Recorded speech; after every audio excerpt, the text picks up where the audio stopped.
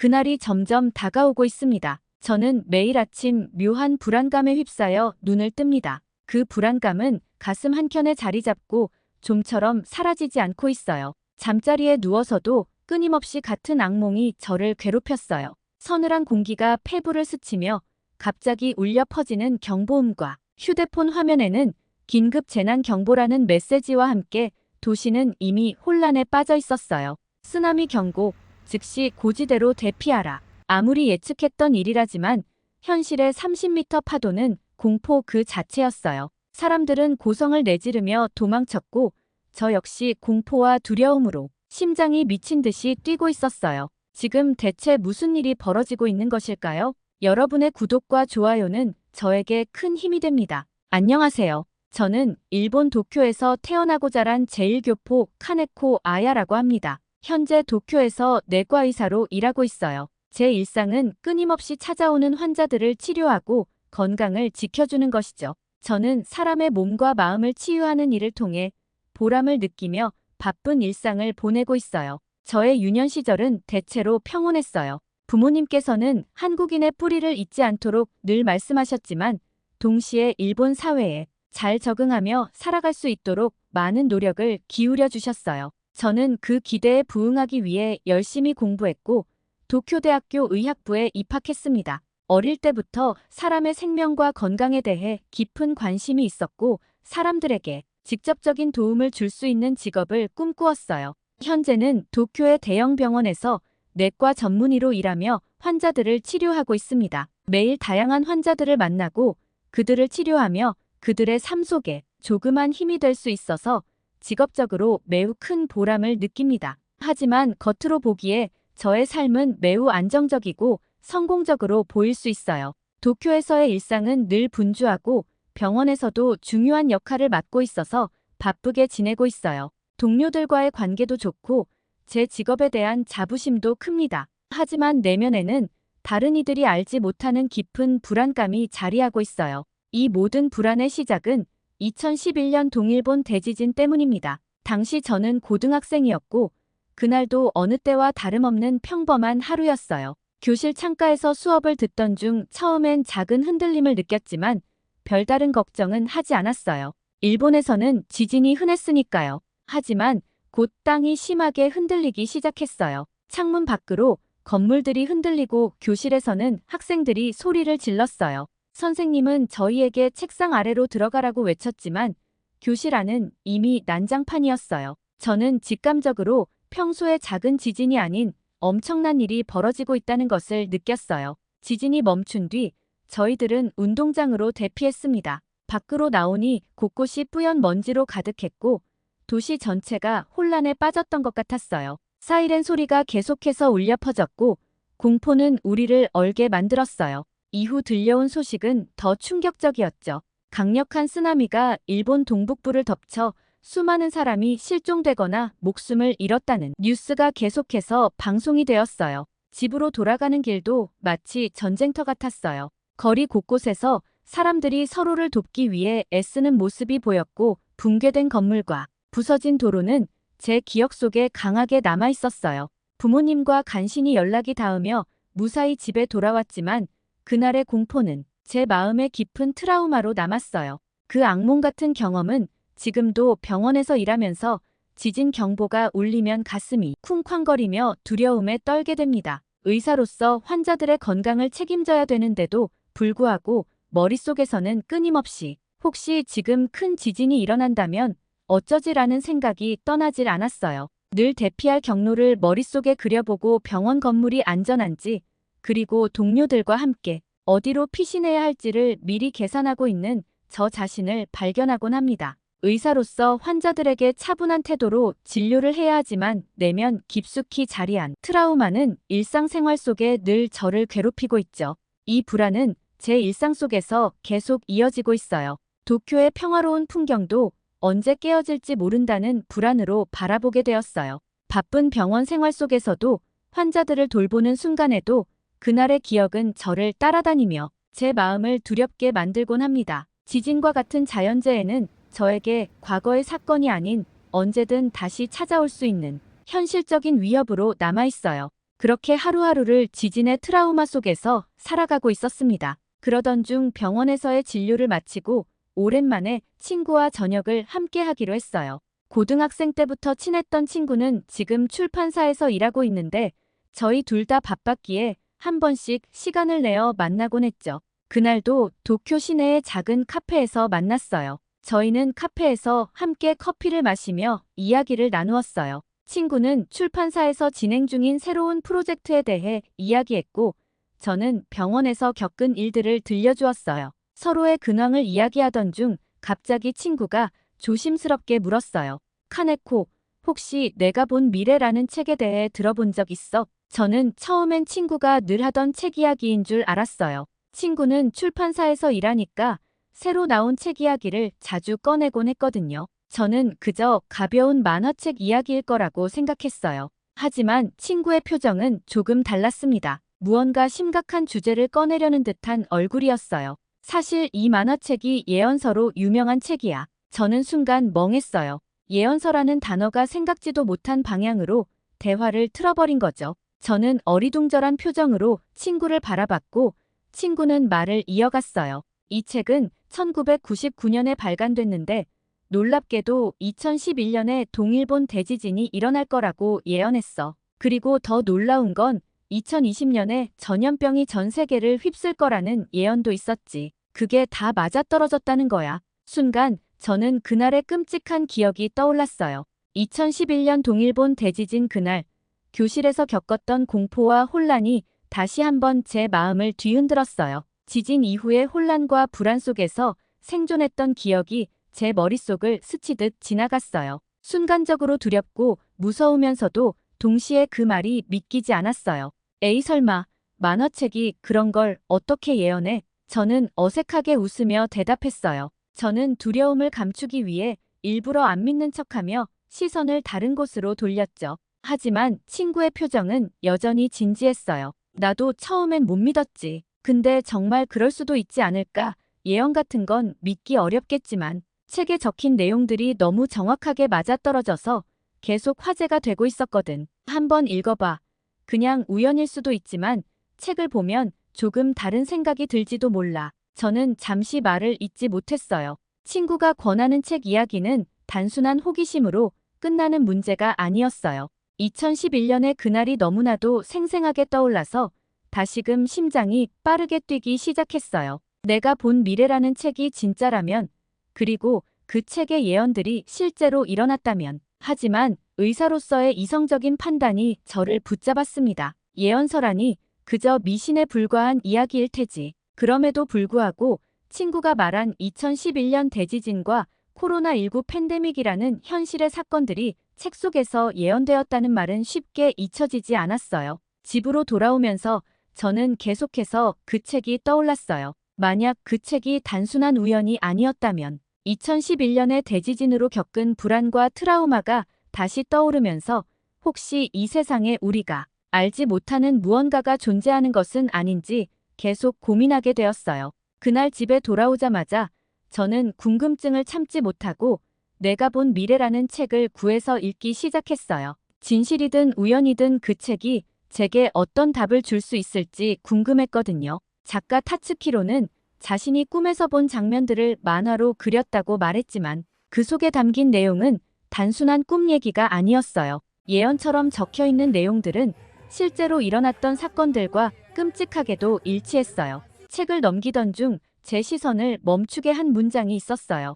2011년 3월, 일본 동북부에서 대규모 지진이 발생할 것이다. 순간 2011년 3월 11일 동일본 대지진의 끔찍한 기억이 제 머릿속을 다시 떠올랐어요. 그날 교실에서 땅이 흔들렸던 순간 창문 너머로 흔들리던 건물들, 책상 아래로 숨으며 들리던 비명소리, 모든 것이 선명하게 다시 떠올랐어요. 지진의 장소와 그 이후 발생할 쓰나미에 대한 묘사까지 책에 구체적으로 적혀 있었어요. 그것도 1999년의 말이죠. 책을 읽으면서 제 손은 점점 떨리기 시작했어요. 심장은 쿵쾅거리고 숨이 가빠졌어요. 어떻게 이런 일이 있을 수 있지라는 생각이 끊임없이 들었죠. 특히 2011년의 예언이 너무도 정확했기에 그 충격은 이루 말할 수 없었어요. 책 속의 문장들이 단순한 허구가 아닌 제가 직접 겪었던 사건을 그대로 예언하고 있다는 생각에 머릿속이 복잡해졌어요.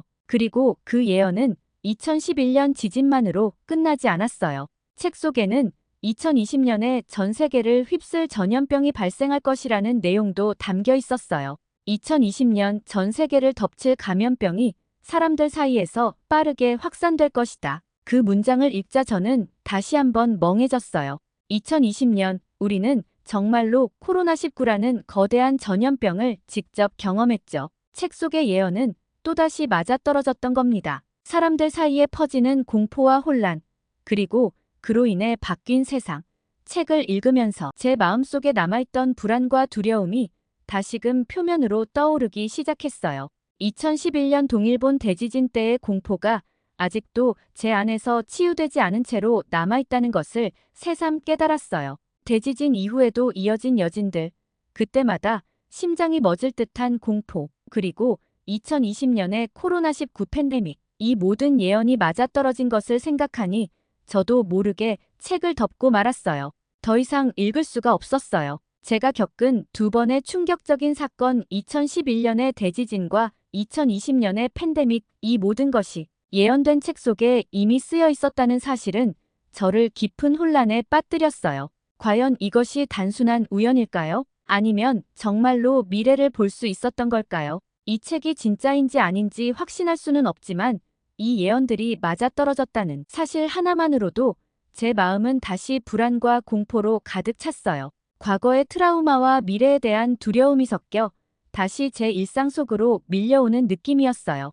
불과 1년 전까지만 해도 공항에서 체온을 재고 마스크를 착용한 채 거리 두기를 실천하는 이 모든 것이 예언된 일이라는 사실을 알게 되었을 때 그 현실은 무섭게 느껴졌어요. 제 직업이 의사인 만큼 저는 팬데믹의 한복판에서 일하면서 사람들의 고통을 직접 목격했고 그런 일상이 이제는 잠잠해져 기억 속에서 잊혀져 가고 있었거든요. 그런데 친구가 말한 내가 본 미래라는 책을 읽고 나니 제가 겪은 이 모든 일이 예언 속에 이미 적혀 있었다는 사실에 너무나 큰 충격을 받았죠. 책을 읽으면서도 그저 우연일 것이라고 생각하려 했고 믿기 싫었어요. 하지만 어떻게 이렇게 많은 예언들이 하나하나 맞아떨어질 수 있었을까요? 단순한 우연이라기엔 너무나도 많은 것들이 실제로 일치하고 있었어요.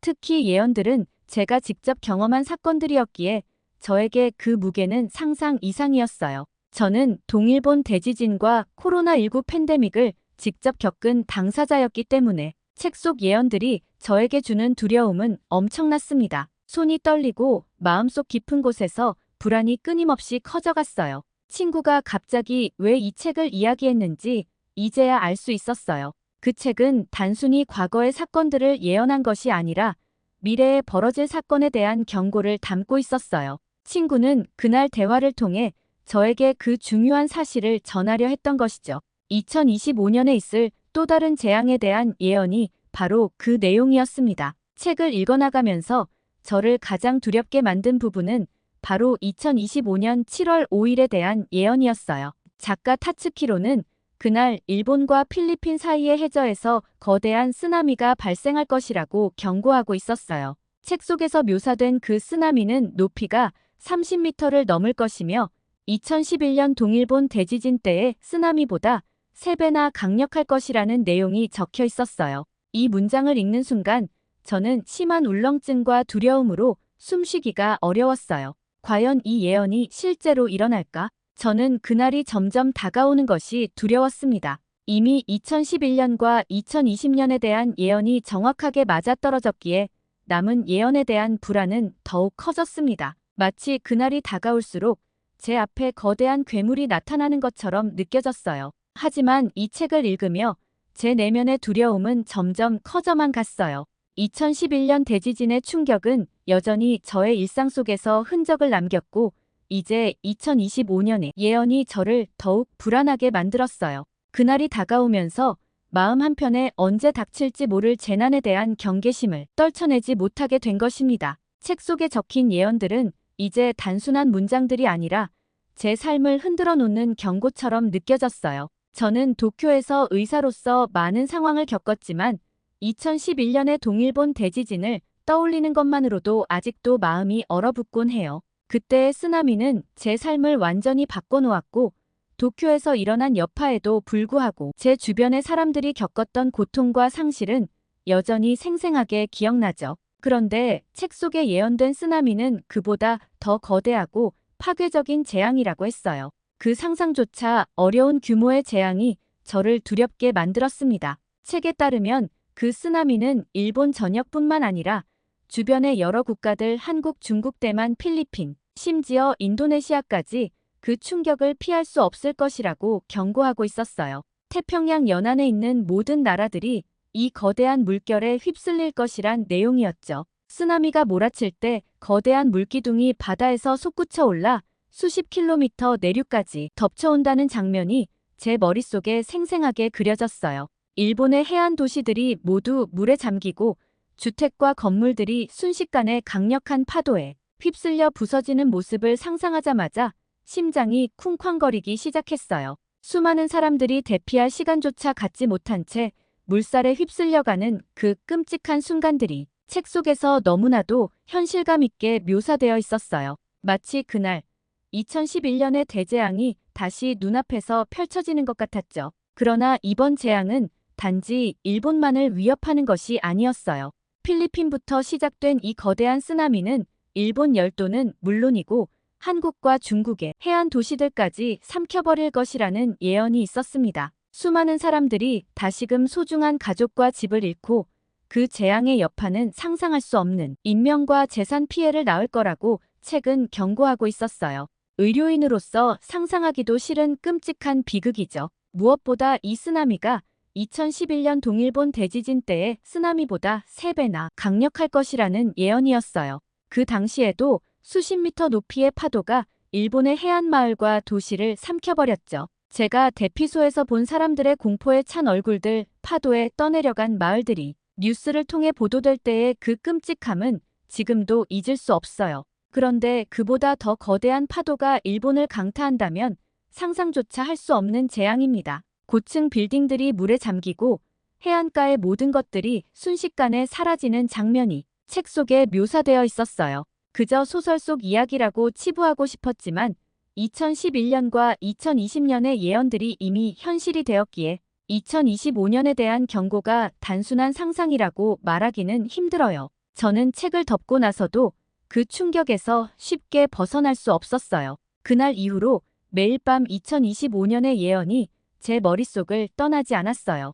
2025년 7월 5일이 다가올수록 그날에 대한 두려움은 점점 커지고 있죠. 동일본 대지진 때도 많은 사람들이 갑작스러운 재앙에 휩쓸려갔는데 이번에는 그보다 훨씬 더 큰 쓰나미가 몰아치면 과연 우리가 어떻게 살아남을 수 있을까요? 이 예언이 단지 상상에 불과하기를 간절히 바랐지만 2011년과 2020년의 사건들이 정확히 맞아떨어진 만큼 이번에도 그 예언이 현실이 될까봐 두려움이 떠나지 않았어요. 심지어 병원에서 일하면서도 이 모든 것이 내년이 되면 다 무너져버리는 건 아닐까라는 생각이 머릿속에서 떠나질 않았어요. 이 책의 저자 타츠키로라는 이름을 들었을 때 그녀를 평범한 만화 작가로 생각했어요. 하지만 내가 본 미래를 읽은 후 제 생각은 완전히 바뀌었습니다. 타츠키로는 단순한 만화가가 아니었어요. 그녀는 상상할 수 없는 방식으로 미래를 보았고 그 예언들은 마치 실제로 일어난 일처럼 생생하게 묘사되었어요.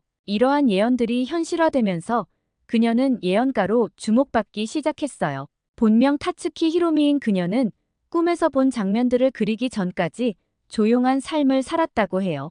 그녀는 꿈속에서 미래의 사건들을 보았고 그 꿈들이 너무 강렬하고 생생해서 만화로 표현하지 않을 수 없었다고 합니다. 그 결과물이 바로 내가 본 미래였어요. 그녀는 자신이 예언가가 아니라 단지 꿈에서 본 것을 만화로 그렸을 뿐이라고 말했어요. 그녀는 자신이 꿈을 통해 본 것들이 현실로 나타나는 것에 대해 혼란스러워하는 것처럼 보였어요. 그러나 사람들은 그녀를 단순한 작가가 아니라 예언자처럼 바라보게 되었어요. 저 역시 그녀의 만화 속 예언들이 하나둘씩 맞아떨어지는 것을 보며 그녀가 단순한 상상력을 가진 작가일 뿐이라고 생각하기 어려워졌어요. 특히 타츠키로가 꿈에서 본 사건들은 일정한 패턴을 따랐습니다. 그녀가 예지몽을 꾼 사건들은 5년 단위로 발생했습니다. 2011년 동일본 대지진, 2020년 코로나19 팬데믹까지 그 예언들이 정확히 맞아떨어졌어요. 그래서 많은 사람들은 이제 2025년에 다가올 쓰나미 예언도 현실이 될까 두려워하고 있습니다. 저 역시도 그중 한 명입니다. 타츠키로는 예언들이 현실이 되면서 세상의 이목을 피하고 싶어 했습니다. 그녀는 자신이 불러일으킨 관심과 주목을 원하지 않았어요. 오히려 세상에서 멀어지기를 원했습니다. 결국 그녀는 은둔 생활을 선택했고 지금은 어디에서 살고 있는지도 알려지지 않고 있어요. 저도 그녀에 대한 정보를 더 찾아보려고 했지만 그녀가 남긴 흔적은 많지 않아요. 타츠키로는 자신을 예언자로 여기는 세상의 시선을 피하고 그저 조용히 살아가기를 원한 것 같았어요. 저는 그녀의 말을 다시 떠올립니다. 나는 그저 꿈에서 본 것을 기록했을 뿐입니다. 이 말은 그녀가 스스로도 예언이 현실이 될지 확신하지 못했다는 것을 반영하는 것 같습니다. 그녀에게 꿈은 기록의 대상이었을 뿐 그 꿈이 세상에 어떤 영향을 미칠지는 전혀 예상하지 못했으니까요. 지금도 사람들은 타츠키로의 예언을 떠올리며 2025년을 두려워하고 있어요. 저도 2025년 7월 5일이 다가올수록 그날이 진짜 올까봐 너무 두렵습니다. 타츠키로는 세상의 이목을 피했지만 그녀의 책은 여전히 남아있고 저와 같은 사람들에게 불안과 두려움을 남기고 있어요.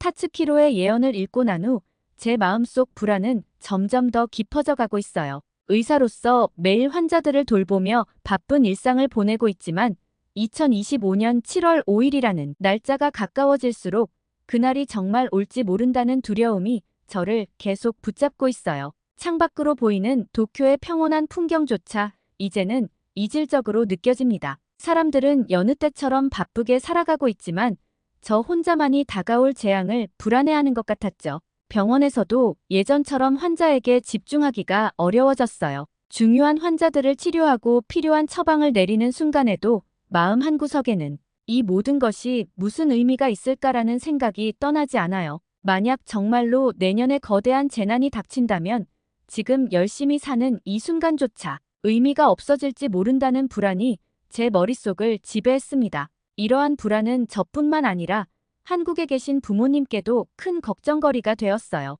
어머니는 예언에 대해 알게 되신 후 자주 저에게 카네코, 한국으로 돌아오면 더 안전할 거야 라고 말씀하셨어요. 부모님은 제가 일본에서 성공적으로 살고 있는 걸 자랑스러워 하시지만 그날이 다가올수록 걱정이 커지셨죠. 일본은 지진도 많고 예언이 맞을지 모르니 한국이 더 안전할 거야 라는 말이 마음을 흔들었어요. 한국으로 돌아가면 더 안전할지도 모르지만 현실적으로 일본을 떠나는 결정은 쉽지 않아요. 제 삶의 모든 것이 이곳 도쿄에 있었기 때문이죠. 제가 쌓아온 경력과 친구들, 그리고 제가 돌봐온 환자들 모두가 이곳에 있습니다. 도쿄는 제게 단순한 도시 이상의 의미를 가진 고향 같은 곳이에요. 일본을 떠난다는 건 그저 다른 나라로 가는 것 이상의 문제였어요. 그렇다고 한국으로 돌아간다고 해서 불안이 완전히 사라질 것 같지도 않습니다. 2025년의 예언은 일본뿐만 아니라 주변 국가들 특히 한국 남부 해안까지 영향을 미칠 거라고 했으니까요. 한국으로 돌아간다 해도 완전한 안전을 보장받지 못할 수 있다는 생각에 부모님의 설득에도 쉽게 결정을 내릴 수 없었죠. 마치 벼랑 끝에 서 있는 기분입니다. 미래에 대한 불안과 현재의 일상 사이에서 갈팡질팡하고 있어요. 비록 예언이 단순한 우연이길 바라지만 저는 가능한 대비책을 마련하고 있어요. 비상용품 준비와 대피 계획을 세우며 마음의 평안을 추구하지만 불안감은 여전히 쉽게 가라앉지 않고 있어요. 타츠키로의 예언 중 이미 13개가 현실이 되었고 이제 2025년의 예언이 다가오고 있습니다. 그날이 실제로 올지는 모르겠지만 저는 불안한 마음을 안고도 침착하게 준비하며 그 그림자와 함께 일상을 보내고 있습니다. 예언이 단순한 우연에 불과하길 간절히 바라며 제 이야기를 마치겠습니다. 여러분의 생각도 댓글로 많이 남겨주시길 바랍니다. 지금까지 시청해주셔서 진심으로 감사합니다.